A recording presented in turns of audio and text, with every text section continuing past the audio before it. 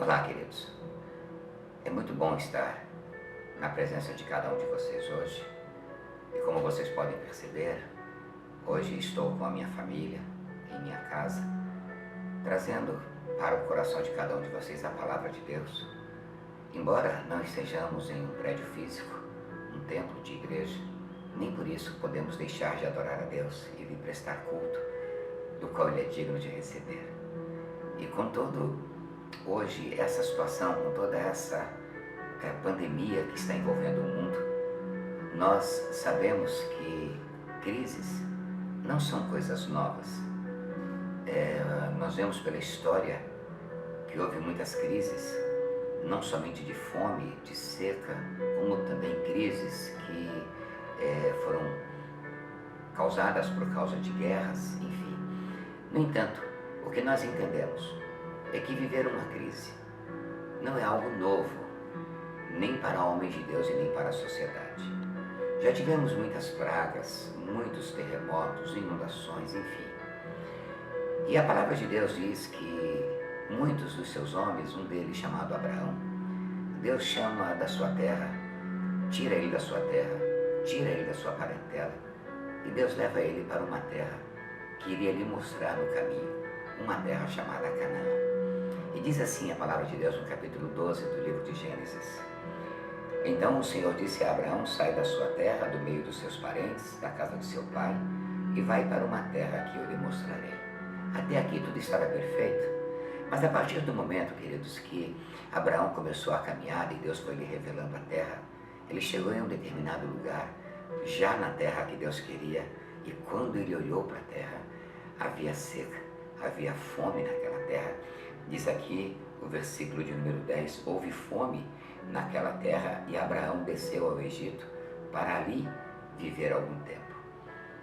Talvez Abraão não acreditou que se Deus estava enviando ele para uma determinada terra, havendo fome nela ou não, Deus teria tudo sob o seu controle.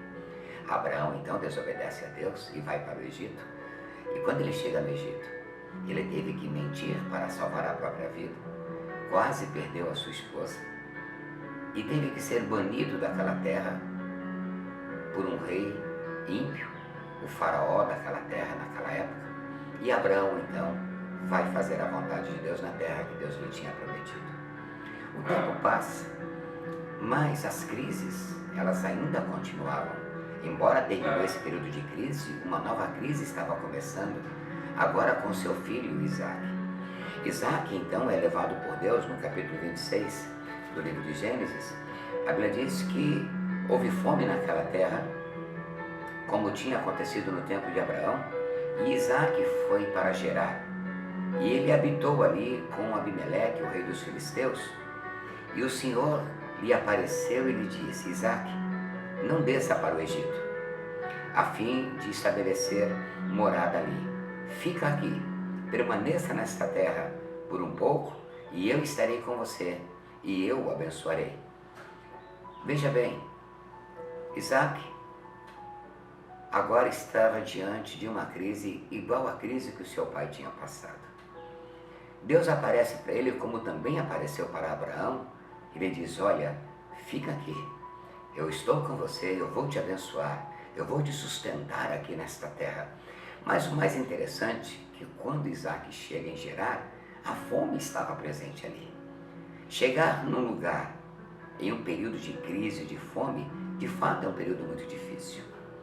O que nós entendemos claramente é que quando Deus dá uma ordem para se fazer de determinado jeito, é porque Ele dá a garantia de que vai abençoar, Ele dá a garantia de que tudo vai funcionar do jeito que Ele programou.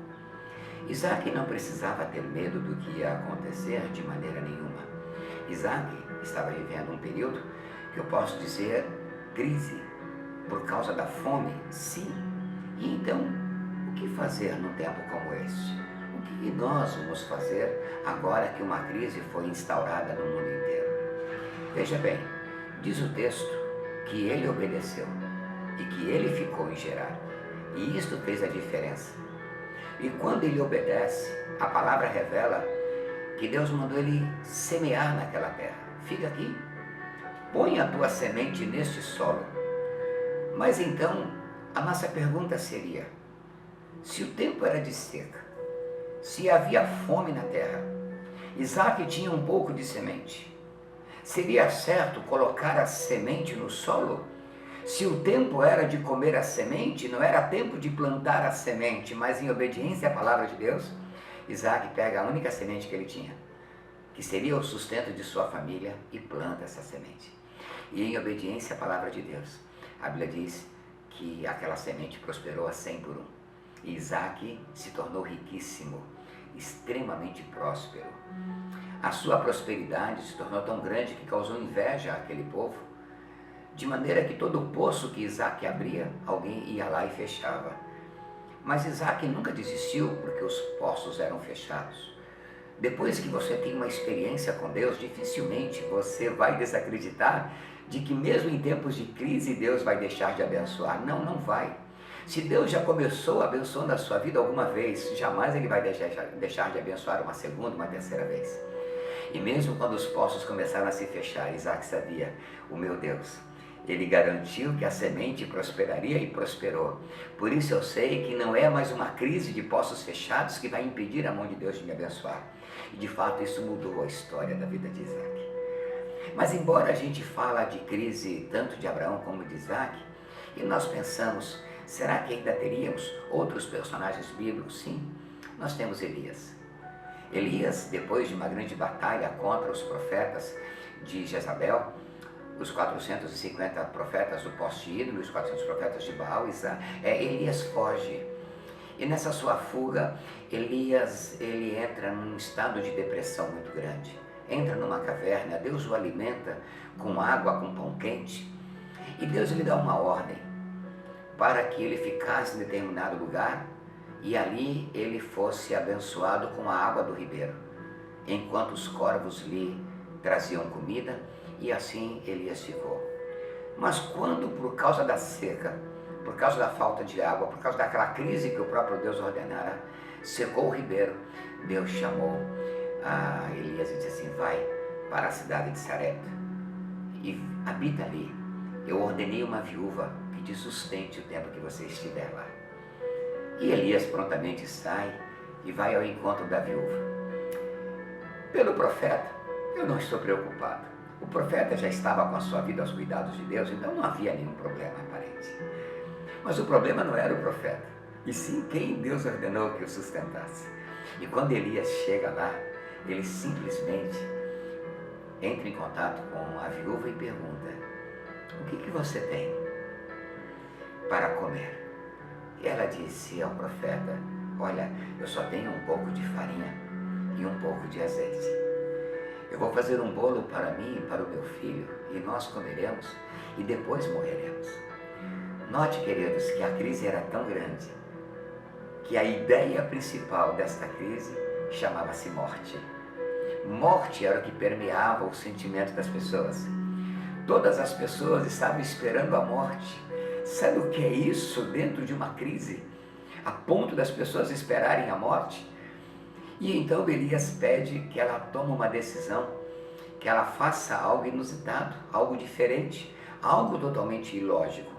A mesma ação ilógica que Deus pede para Isaac plantar em tempo de seca. Uma semente que deveria comer, agora uma outra ação ilógica é pedido à viúva. O profeta diz assim, faça um bolo com este azeite e com esta farinha e traze para mim. Eu perguntaria a você, o profeta sabia o que estava falando, mas e esta viúva? Deveria acreditar nessas ações ilógicas que a gente muitas vezes não percebe a maneira como Deus age? Mas aquela mulher, no tempo de crise, esperando a morte chegar, resolve obedecer. E quando ela obedece, ela faz o bolo e ela entrega o bolo para o profeta. E a Bíblia diz que o azeite não mais parou e nem a farinha acabou. Aquela mulher se tornou próspera, porque Deus exigiu que ela lançasse, através da fé, uma semente, que era fazer para o profeta, cuidar, cumprir um propósito que Deus lhe tinha ordenado. Da mesma maneira como Isaac se tornou próspero por semear no tempo que Deus mandou, esta mulher também se torna próspera. A partir de tudo isso, nós entendemos que os exemplos não param por aí. De forma alguma. É extraordinário quando nós não esperamos que Deus honre com a sua palavra, mas Ele honra. Como é bom saber que quando nós estamos debaixo da promessa, Deus vai cumprir. Em 2 Coríntios capítulo 8, o apóstolo Paulo nos conta uma história interessante. Ele diz assim, em 2 Coríntios 8, que ele pede uma oferta à igreja da Macedônia para abençoar a nova igreja de Jerusalém. A palavra diz assim: agora, irmãos, queremos que vocês tomem conhecimento da graça que Deus concedeu às igrejas da Macedônia.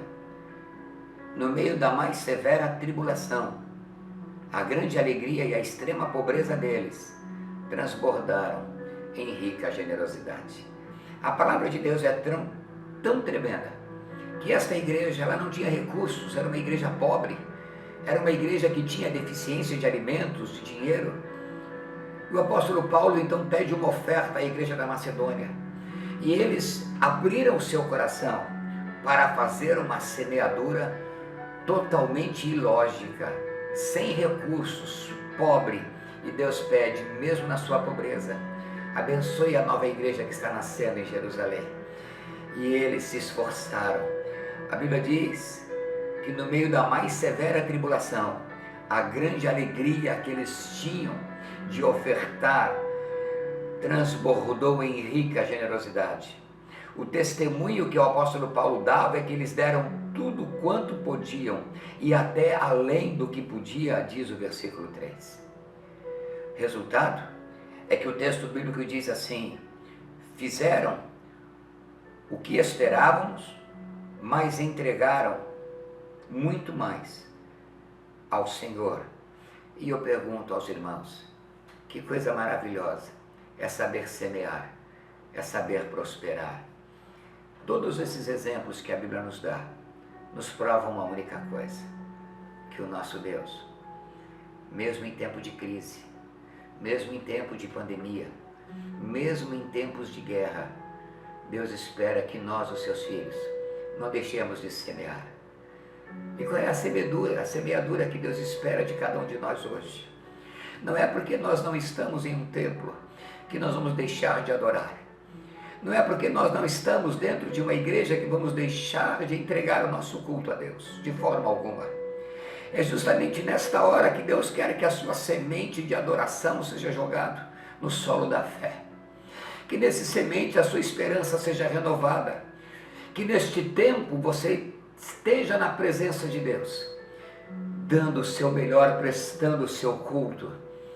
A partir disso, você verá a grande promessa de Deus se tornar realidade na sua vida. Hoje, nós olhamos para a nossa estrutura e vemos quão frágil nós somos e como este mundo hoje é frágil. Mas Deus está no controle de todas as coisas e eu tenho certeza absoluta que se nós fizermos a nossa parte como Ele ordenou, nós acreditamos em milagres e algum milagre vai acontecer na sua vida e também na minha vida. Fica firme.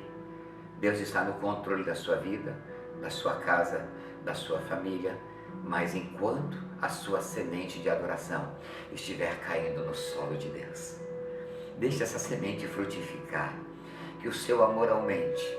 Ore pelo mundo, ore pelos enlutados e Deus prontamente vai fazer uma obra poderosa na sua vida.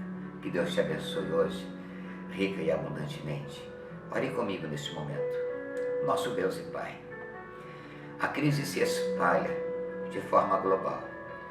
Não há um lugar, ó Deus, que não esteja experimentando dor e sofrimento, preocupações, tensões. São, ó Deus, povos que não sabem o que fazer, o que comer, se terão, ó Deus, seus salários ou não. Mas uma coisa nós podemos dizer, que o teu justo jamais mendigará o pão. E que Jesus mesmo, ó Deus, declarou em Mateus capítulo 6, que a comida, a bebida e o que vestir jamais faltará aos teus filhos. O que eu peço hoje, ó Deus, coloca as tuas mãos na vida, nas famílias daqueles que te servem. Visita o teu povo espalhado por esta terra, ó Deus, guarda os teus justos. E nós pedimos que a tua paz, a paz que excede a todo entendimento, esteja presente na nossa vida neste tempo. E que uma grande alegria do céu, vida do teu Espírito Santo, possa transbordar o nosso coração hoje e para todo sempre. Em nome de Jesus. Amém.